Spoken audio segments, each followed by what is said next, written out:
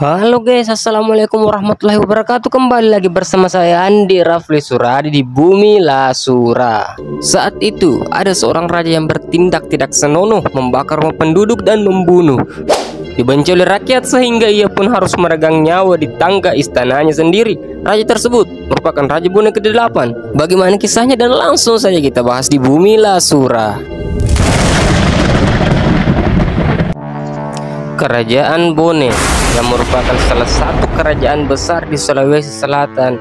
Sebelum datangnya Islam, pernah diperintah oleh seorang raja yang sangat dibenci oleh rakyatnya sendiri. Sang raja bernama Lainca Tolawa. Ada juga sumber yang menyebutnya sebagai Laicang.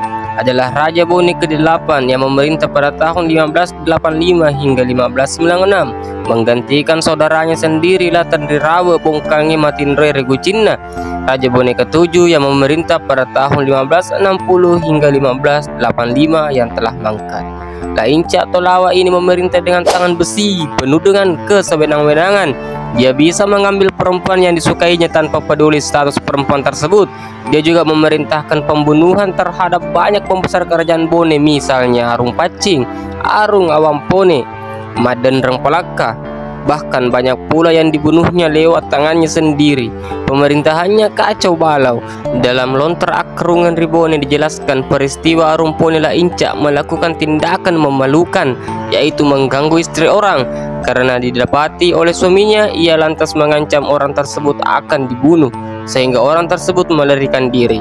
Untuk menutupi kesalahannya, istri orang tersebut yang dibunuh, ia pun membakar sebagian Bone sampai di Matajang dan Macege. Orang Bone pun mengungsi sampai ke Majang. Melihat orang Bone datang, Arung Majang bertanya, "Ada apa gerangan di Bone?"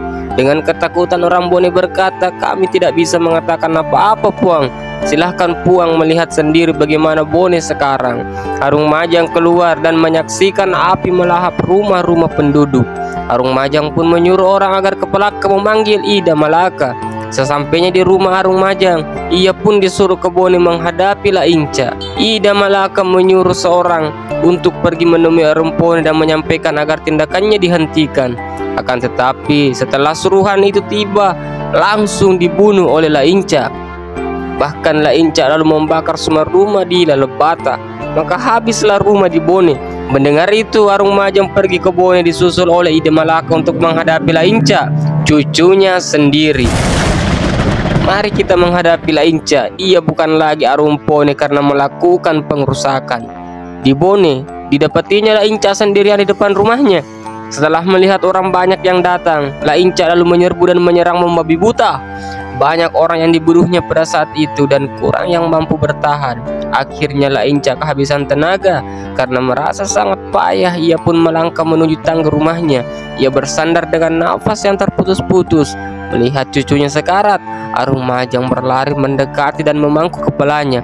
Lainca pun menghembuskan nafas terakhirnya. Di sumber lain menyebutkan bahwa Lainca yang kelelahan sendirian melawan banyak orang akhirnya mundur. Ketika di tangga istana, Arung Majang pun membunuhnya, sehingga sang raja digelari Matinroiri Adenena atau yang wafat di tangga istananya. Bagaimana menurut kalian?